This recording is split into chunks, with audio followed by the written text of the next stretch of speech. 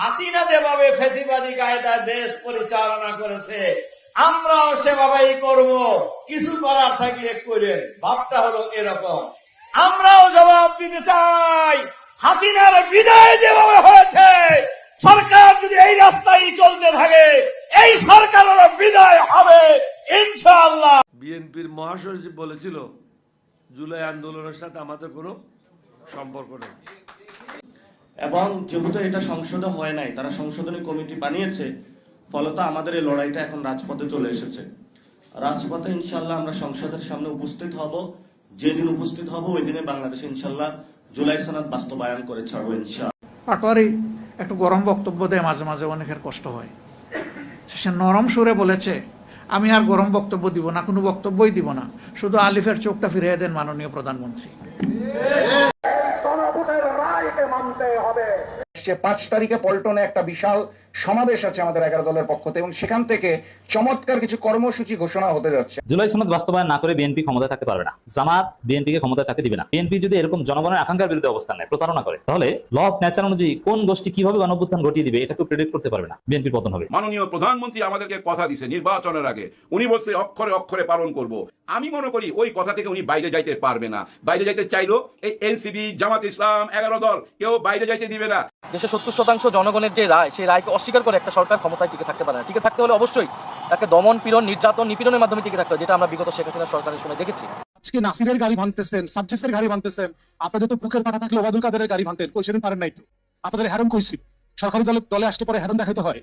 পুরুষ মানুষ দেখবেন যে ঘরে গিয়ে পুরুষ সাথে হ্যারম দেখায়, এটার নাম বীর পুরুষত্ব না, এগুলোর নাম কাপুরুষতা। 10 জন রাজনীতিবিদের চেয়েও আমাদের নাসিরউদ্দিন পাটোয়ারি বেটার। সাধারণ মানুষ বলতেছে অতীতের এইসব 50 জন পচা রাজনীতিবিদের চেয়েও নাসিরউদ্দিন পাটোয়ারি বেটার। হ্যাঁ ভাই, 100টা রাজনীতিবিদ একদিকে, নাসিরউদ্দিন পাটোয়ারি একদিকে। আমরা আবার শুনতে পাচ্ছি এই দুর্নীতিবাজ সরকার দুর্নীতির মাধ্যমে তারা আবার জ্বালানিকে নাকি দ্বিগুণ করবে, জ্বালানির দাম আবার তারা বাড়াবে। কিন্তু আমার এই যে রক্তটা, এটা রেড লাইন ছিল তারেক রহমান। এই রক্তের প্রতিশোধ আমি আপনার থেকে ইনশাআল্লাহ নিব, কড়ায় গন্ডায় বুঝে নিব ইনশাআল্লাহ। আজ কিছু মাদারি নিয়ে কথা বলবো। এই মাদারিরা কারা জানেন? কিছু সিনিয়র সাংবাদিক। আপনাদের খেয়াল আছে টক শোতে আইসা এমন এমন কথা বলতো, সব কথা তুইলা আনতে চাই না, একটা বিষয় তুইলা আনতে চাই।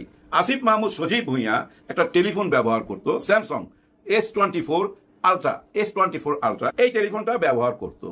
ওইটা দেখা কিছু মাদারি ভাই এই টক শোতে আইসা এই আসিফ মাহমুদ সজীব ভুঁইয়া ওই টেলিফোন কই পাইলো, এত দামি টেলিফোন তার হাতে কেন, এইটা নিয়ে না হইলো ভাই 50টা টক শো করছে এই মাদারিরা। কিন্তু আজকে এই মাদারিরা চুপ কেন?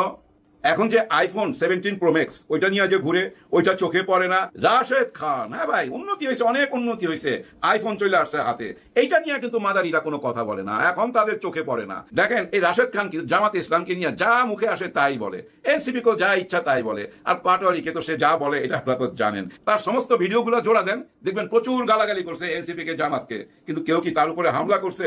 নিশ্চয়ই হামলা করে নাই। কেউ কি বলছে রাজপথে নামিস না, পিঠের চামড়া থাকবে না? হ্যাঁ, গতকালকে রাত্রে আমি দেখতেছি জানেন বিরাট বড় একটা মিছিল বাইরেছে, মশাল মিছিল, আর সেটা নেতৃত্ব দিতেছে কে? আমাদের ইশরাক সাহেব, হ্যাঁ ইশরাক হোসেন, মাননীয় মেয়র। ওই যে ঘটনাটা মনে আছে? এখন কিন্তু উনি প্রতিমন্ত্রী, মাননীয় বলতে হবে। এই মাননীয় কিন্তু মশাল মিছিল বাইর করছে, আর ওই মিছিল থেকে কি স্লোগান? পাটোয়ারি সম্বন্ধে এবং এনসিপি কে নিয়ে, রাজপথে নামিস না, পিঠের চামড়া থাকবে না।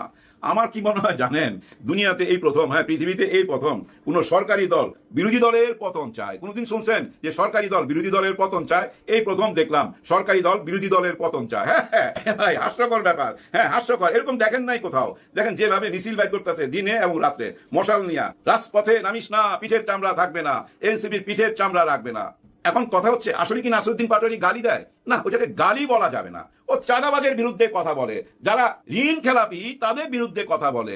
এখন ওকে যদি আপনি থামাইতে চান, ওর মুখ বন্ধ করতে চান, তাতে খুশি হবে কারা? যারা ঋণ খেলাপি তারা খুশি হবে, যারা চাঁদাবাজ তারা খুশি হবে। তার মানে কি আপনারা চাঁদাবাজদেরকে মদত দিতেছেন? এরকম একটা প্রশ্ন চলে আসে না? ও তো চাঁদাবাজের বিরুদ্ধে কথা বলে, ঋণ খেলাপির বিরুদ্ধে কথা বলে, হ্যাঁ প্রধানমন্ত্রীকে নিয়েও কথা বলে। ব্যক্তিগত আক্রমণ করে কি? হ্যাঁ, কিছু কিছু কথা শুনলে মনে হবে হ্যাঁ ব্যক্তিগত আক্রমণই করছে প্রধানমন্ত্রীকে, কারণ উনি প্রধানমন্ত্রীর নাম মুখে নিছে। কিন্তু চিটাগাং যখন যখন গেছিল গত বছর এই জুলাইতে, তখন কিন্তু উনি কারো নাম মুখে নেয় নাই, তখনও কিন্তু তার উপরে আক্রমণ হয়েছে। তার মানে কি, নাম মুখে নিলেও আক্রমণ হবে, না নিলেও আক্রমণ হবে। নাম মুখে নিয়ে কি বলছে? সমালোচনা করছে। ভাই, সরকারের সমালোচনা তো করতেই হবে। কেউ কি বিরোধী দলের সমালোচনা করে? বিরোধী দলের উপরে কোনো ক্ষমতা আছে? তাদের কোনো ক্ষমতা আছে যে তাদেরকে নিয়ে সমালোচনা করবে? ভুল ভ্রান্তি যা কিছু করে সরকারি দলই তো করে, সেটা তো সমালোচনা হইতেই হবে। তবে এইটা বলতে পারেন নাসিরউদ্দিন পাটোয়ারি যখন বক্তব্য রাখে কাউকে কেয়ার করে না, তোয়াজ করে না, এইটা বলতে পারেন। কিন্তু ভাই ব্রাদার, একটু অতীতে জানতো যাকে ওনারা মাথার মুকুট বানায় ধরে রাখছিল ভাই, হ্যাঁ, গত 24-25 মাস যাকে সরানো যাচ্ছিল না, আমি ছুপ্পু সাহেবের কথা বলতেছি, নির্বাচনের পরও কিন্তু 5 মাস সরানো যাচ্ছিল না, মাথার মুকুট বানায় রাখছিল। উনার অতীতের সমস্ত ভিডিওগুলা বাইর করেন তো, উনি কি এই সরকারকে গালি দেয় নাই? বিএনপি নিয়ে যা ইচ্ছা তাই বলে নাই? উনি যখন দুদকে ছিল, ওই যে 2.5 কোটি টাকার মামলায় বেগম খালেদা জিয়াকে যে ফাঁসানো হইলো, উনি তো ফাঁসাইছে, উনিও তো এই মামলার সাথে জড়িত, কারণ উনি দুদকে ছিল। উনার আদেশ ছাড়া কি সেটা হয়েছে? আবার দেখেন, উনার অনেকগুলা বক্তব্যের মধ্যে খাম্বা ছাড়া কোনো কথা আছে? নাই। আর অনেক খারাপ ভাষায় কথা বলছে, এমনকি 21-এর গ্রেনেড হামলা নিয়ে এমন কথা বলছে যে তাকে ধৈর্য আনতে হবে ওই লন্ডন থেকে, আইনা বিচারের কাঠঘোড়ায় দাঁড় করাইতে হবে, কোনো মতে ছাড় দেওয়া যাবে না।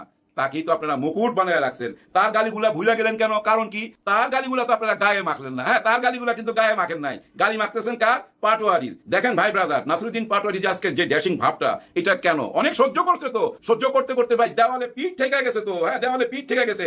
আপনি যদি কোনো বিড়াল গোম মারতে চান, ঘরে সব দরজা জানলা বন্ধ করে মারতে যাবেন না, নিজেই বিপদে পড়বেন। কোনো একটা ফাঁক রাখেন যেন বিলাইটা পালাইতে পারে, না হলে কিন্তু ওই বিলাই আপনার উপরই আক্রমণ করবে। আপনারা যেভাবে দরজা জানলা বন্ধ করে মারতে যাইতেছেন, যেভাবে আপনারা কথা বলতেছেন, চারিদিক থেকে ব্লক দিয়া সবাই যেভাবে কথা বলতেছেন, কোনো ফাঁক তো রাখেন নাই, দেওয়ালে পিঠ ঠেকে গেছে, যার জন্য আক্রমণ করতেছে। হ্যাঁ, কথা দিয়ে আক্রমণ করতেছে, সেটা সহ্য করতে পারেন না। অথচ দেখেন ছুপ্পু সাহেব যা কিছু বলছে সেটা কিন্তু আপনারা সহ্য করছেন। আচ্ছা, ধরে নিলাম উনি রাষ্ট্রপতি, ওনাকে কিছুই বলা যাবে না, কিন্তু ফজলুর রহমান সাহেবকে কিছু বলা যাবে না কেন? উনার কথা কি আপনারা ভুলে গেছেন? উনি এমন কথাও তো বলছে, আমাকে টেলিফোন করতে তারেক রহমান ভয় পায়। হ্যাঁ, আগে ফোন করে তার ভাবিরে ফোন করে জিগায়, ভাই মুড ঠিক আছে কিনা, ভাইয়ের লগে কথা কমু, এরকম কথাও তো অনলাইনে বলছে। আর কি বলছে সেগুলো আজকে মনে করায় দিতে চাই। ফকিন্নির পোলা, বান্দির পোলা, ঘরে টিন নাই, চাল নাই, ওরা আবার যাইতে চায় সংসদে। রাজাকারের বাচ্চা তো সংসদও বলে, বাইরেও বলে, যা মুখে আসে তাই বলে, লিল্লা খায়, ফকির। এমনও কথা বলছে কোনো মা বোন যেন কোনো হুজুরের সন্তান পেটে না ধারণ করে। দেখছেন কত বড় জঘন্য কথা। আর এতিমদেরকে বলতো লিল্লা, ফকির, মিসকিন, এইসব কথা বলতো। তখন তো কেউ আপনারা প্রতিবাদ করেন না। এই যে আজকে যেভাবে মিছিল বাইর করতেছেন, যেভাবে হামলা করতেছেন, একটা বারও যদি প্রতিবাদ করতেন আজকে কিন্তু এই দিন আসতো না। এগুলো তো সহ্য করছে এনসিপি এবং এই ইয়াং জেনারেশন যারা এই জুলাইয়ের সাথে জড়িত, এই কথাগুলো সহ্য করছে। আপনাদের সহ্য করতে করতে ওই দেওয়ালে পিঠ ঠেকে গেছে, এখন ওই যে আক্রমণ হচ্ছে, মানে কথা দিয়ে আক্রমণ করছে। আর এই আক্রমণ সহ্য করতেই হবে। আপনারা যে ভাই এই 5-6 মাসের মধ্যে হেরে যাবেন এটা কল্পনা করি নাই। ভাবছিলাম অনেক দম আপনাদের ভিতরে, কিন্তু দেখতেছি দম নাই, দম ফুরাই আসতেছে। যেভাবে ওই যে মির্জা ফখরুল সাহেব কিন্তু বইলাই ফেলাইছে, কোন রকম কোনো কিছুর উন্নতি হয় নাই, যেরকম ছিল তেমনই আছে। যদি পরিবর্তন হয়ে থাকে শুধু আমাদের প্রধানমন্ত্রীর পরিবর্তন হয়েছে, আর কারো পরিবর্তন হয় নাই। আর কারো বলতে কিন্তু উনি নিজেকেও বুঝাইছে উনারও কোনো পরিবর্তন হয় নাই, কারণ ওই সিস্টেমের কারণে ঘুষ বাণিজ্য চলছে, অনিয়মের ভিতর দিয়েই দেশ যাইতেছে, জিনিসপত্রের দাম আবার বাইরে গেছে। দেখেন উনি এত বড় একজন প্রবীণ নেতা মির্জা ফখরুল সাহেব, উনি বলতেছে কারো কোনো কিছু উন্নতি হয় না, যদি হয়ে থাকে আমাদের মাননীয় প্রধানমন্ত্রী হয়েছে, আর কারো না। আর কারো বলতে উনি নিজে কথা বুঝাইছে, তার মানে উনিও ফেল, স্বরাষ্ট্রমন্ত্রীও ফেল, অর্থমন্ত্রীও ফেল, এই কথাই তো বুঝাইতেছে। এই একই কথা কিন্তু এই এনসিপি বলতেছে। হ্যাঁ, এর বাইরে যাচ্ছে না, ভাষা অন্যরকম। উনি তো ভাই শিক্ষক ছিলেন এবং জ্ঞানী মানুষ, এই মির্জা ফখরুল সাহেব, উনার ভাষা একরকম হবে, আবার অন্যজনের ভাষা অন্যরকম হবে। আমার একটা অতীতের কথা মনে পড়তেছে। আমার এক বন্ধু, হ্যাঁ ভাই, একটা ছবি দেখে আসছে, ওই ছবিতে অলিভিয়া ছিল নায়িকা। আমি বললাম কেমন লাগলো দোস্ত ছবিটা? দোস্ত নায়িকাটা না যা পুরা শরীরের মধ্যে, কি বুঝাইছে বুঝছেন, মানে তার পুরা শরীরটাই এমন একটা কথা বলছে যেটা আমি মুখে আনতে পারুম না। তার মানে কি বুঝাইতে চাইছে জানেন? অতিরিক্ত সুন্দরী। হ্যাঁ, অতিরিক্ত সুন্দরী। দেখেন তার ভাষাটা অন্যরকম। সে যদি কবি হইতো তাইলে কিন্তু হয়তো কোনো ফুলের সাথে তুলনা করতো, পাখির সাথে তুলনা করতো, আকাশে নীলের সাথে তুলনা করতো। ও কিন্তু তুলনা করছে এমন একটা অঙ্গের সাথে যেটা আমি মুখে নিতে পারতেছি না, কিন্তু সে কিন্তু প্রশংসাই করতেছে। তার ভাষা ওরকম। ঠিক তেমনি ভাই যার যার ভাষা তার মুখে অন্যরকম শোনাবে। সবাই ভাষা তো আর এক হইতে পারে না। আর সবাই যদি এক হয়ে যায় তাহলে নতুন বাংলাদেশ আসবে কিভাবে? নতুন বাংলাদেশ তো আসবে না। ভাই ব্রাদার, বিদায়ের আগে শুধু এইটুকুই বলবো, মাননীয় প্রধানমন্ত্রী আমাদেরকে কথা দিছে নির্বাচনের আগে। উনি বলছে অক্ষরে অক্ষরে পালন করব। এই দক্ষিণ প্লাজায় আমরা যে সিগনেচার করছি জুলাই সনদ নিয়ে, সেটা আমরা অক্ষরে অক্ষরে পালন করব। এরকম ভিডিও আমার কাছেও আছে, দিতে চাই না, দিয়া লাভ নাই, আপনারা দেখছেন। আমি মনে করি ওই কথা থেকে উনি বাইরে যাইতে পারবে না। বাইরে যাইতে চাইলো এই এনসিপি, জামাত ইসলাম, 11 দল কেউ বাইরে যাইতে দিবে না। এই দেশের জনগণ ওনাকে বাইরে যাইতে দিবে না। তো উনি যেটা কথা দিছে যে এই জুলাইকে আমরা মাইনা নেবো অক্ষরে অক্ষরে, আর অক্ষরে অক্ষরে বলতে বুঝি ভাই ওই 70 ভাগ ভোট। 100 ভাগের মধ্যে 70 ভাগ ভোট পাইছিল হ্যাঁ ভোট, 30 ভাগ কারা দেয় নাই। ধরে নিতে পারেন আওয়ামী লীগ দেয় নাই, কেন দিতে যাবে আওয়ামী লীগ এখানে ভোট? ওই 30 ভাগ মানুষ ভোট দেয় নাই, কিন্তু বিএনপি কে তো মানুষ 50 ভাগ মানুষ ভোট দিছে, তাহলে আর 20 ভাগ ভোট এখানে বেশি আসলো কিভাবে? নিশ্চয়ই এই 20 ভাগ ভোটটা আসছে বিএনপি থেকে, বিএনপির ঘরের লোকেরাই এই ভোটটা দিছে। তা না হলে হ্যাঁ না ভোটের মধ্যে 70 ভাগ ভোট কিভাবে আসলো? আপনারাই বলেন। এই হ্যাঁ আর নার ভিতরেই কিন্তু এই মাঝখানের মধ্যে দেশের শান্তি লুকায় আছে। ওই নাটাকে না বলেন, হ্যাঁটাকে হ্যাঁ বলেন, হ্যাঁ মধ্যেই ভাই শান্তি লুকায় আছে। এই ছাড়া কোনো উপায় নাই, কারণ 5 মাসের মধ্যেই আপনারা কিন্তু হেরে গেছেন। এই মুহূর্তে কিন্তু আপনারা হেরে গেছেন, একটুখানি চিন্তা করলেই বাইর করতে পারবেন। আপনারা যাদের বিরুদ্ধে নামছেন তারা মাত্র 6 জন মানুষ এই সংসদে, একটা নতুন দল এনসিপি, তাদের বিরুদ্ধে আপনাদের মতো একটা বিরাট বড় দল যেভাবে রাস্তায় নামছেন, সঙ্গে পুলিশ প্রশাসন সবাই আপনাদের সঙ্গে। এমন কথাও মানুষ বলতেছে, সাধারণ মানুষ বলতেছে শেখ হাসিনাই খালি চোখ উঠায় নিছে, বিএনপি চোখ উঠায় নেয় নাই, ওই আলিফের কথা বলতেছে। আমরা কিন্তু এই পর্যন্ত দেখলাম না আলিফ নিয়ে কেউ কোনো কথা বলতে, বা আমাদের স্বরাষ্ট্রমন্ত্রী বা আমাদের প্রধানমন্ত্রী তার সাথে যোগাযোগ করতে বা তার চিকিৎসার ব্যবস্থা করতে, এবং তার উপরে যারা আক্রমণ করলো তার চোখ যারা নিয়ে গেল সেই সব আসামিকে একজনকেও ধরছে কিনা আমি জানি না, এরকম কোনো খবর আপনাদের কাছে থাকলে অবশ্যই জানাবেন। তবে সরকারের আয়ত্তের মধ্যে যে আইন শৃঙ্খলা নাই এটা বোঝা যায় কিভাবে জানেন? ওই রমিসাকে নিয়ে প্রধানমন্ত্রী নিজেই কথা দিছিল 1 মাসের মধ্যে এই বিচারের রায় ঘোষণা হবে এবং কার্যকর হবে। 1 মাস কি শেষ হয় নাই? নিশ্চয়ই শেষ হয়ে গেছে। এতেই বোঝা যায় শুধু কথা দেয় কথা দেওয়ার জন্য, হ্যাঁ কথা রাখার জন্য না, শুধু কথা দেওয়ার জন্য, মানুষকে বুঝ দেওয়ার জন্য। কিন্তু সেই দিন কি আছে? এখনকার মানুষের বুঝ দিতে পারবেন না। সেই চিঠি লেখার দিন তো নেই। এখন পুরো পৃথিবীটাই মানুষের হাতের মুঠার মধ্যে, তো একদম হাতের মুঠার মধ্যে প্রতিটি মানুষই এখন সাংবাদিক। আপনারা এখন জনগণকে জনগণ ভাবলে হবে না। আর এই সোশ্যাল মিডিয়াও কিন্তু বিশাল বড় বিরোধী দল এখন এই মুহূর্তে। আমরা হয়তো সংসদে যাইতে পারি না, কিন্তু সংসদের বাইরে সবচেয়ে বড় বিরোধী দল আমরা। আমাদের কথার মূল্য দিতেই হবে, আমাদের কথা শুনতেই হবে। আপনারা এখন যা শুরু করছেন, আপনারা খোঁজ খবর নিয়ে দেখেন বেগম খালেদা জিয়া আর বিএনপি যারা করতো, একটু খোঁজ খবর নিয়ে দেখেন এই বিএনপির ভিতরে যারা বেগম খালেদা জিয়ার বিএনপি করতো, যারা শহীদ প্রেসিডেন্ট জিয়াউর রহমানের বিএনপি করতো, তারা কিন্তু খুশি না আপনাদের এইসব কার্যকলাপে। আপনারা নিজের অজান্তেই কিন্তু নাসিরউদ্দিন পাটোয়ারিকে হিরো বানায় দিলেন। এই মুহূর্তে সাধারণ মানুষের কাছে কিন্তু সে হিরো। আপনারা কমেন্ট বক্সে গেলে একটা কমেন্ট বহুবার পাবেন, অনেকে এই কমেন্টটা করতেছে যে 10 জন রাজনীতিবিদের চেয়েও আমাদের নাসিরউদ্দিন পাটোয়ারি বেটার। সাধারণ মানুষ বলতেছে অতীতের এইসব 50 জন পচা রাজনীতিবিদের চেয়েও নাসিরউদ্দিন পাটোয়ারি বেটার। হ্যাঁ ভাই, 100টা রাজনীতিবিদ একদিকে, নাসিরউদ্দিন পাটোয়ারি একদিকে। এই ভালোবাসাটা কেন পাইতেছে? শুধু সত্য কথা বলার জন্য। ওই সত্যের পথে আসতে হবে, মিথ্যা দিয়া সত্যকে ঢাকতে পারবেন না। জুলাই সনদ বাস্তবায়ন না করে বিএনপি ক্ষমতায় থাকতে পারবে না। জামাত বিএনপিকে ক্ষমতায় থাকতে দিবে না।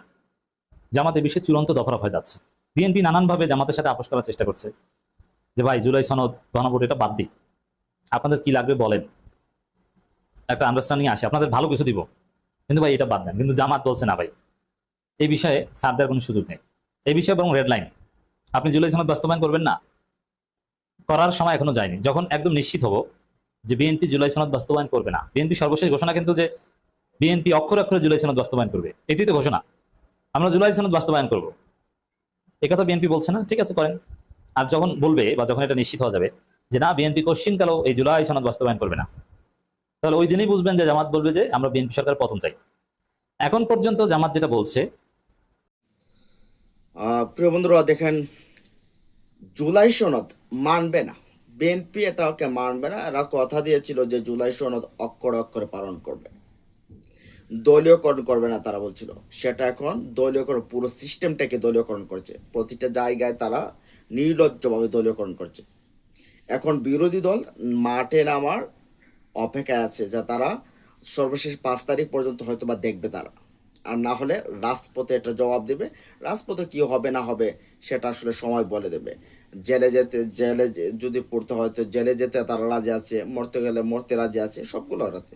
শেখ হাসিনার মতো এত বড় দানব সরকারকে যদি সরিয়ে ফেলতে পারে, আর এই বিএনপির আসলে এদের আসলে তেমন কোনো কিছু না। রাজপথে যদি বিরোধী দল নামে, দেশের মানুষ নামে, তারা শেখ হাসিনা তো 1 মাস সময় লেগেছিল, বা টোটাল একটা এরা 3 দিনও টিকবে না।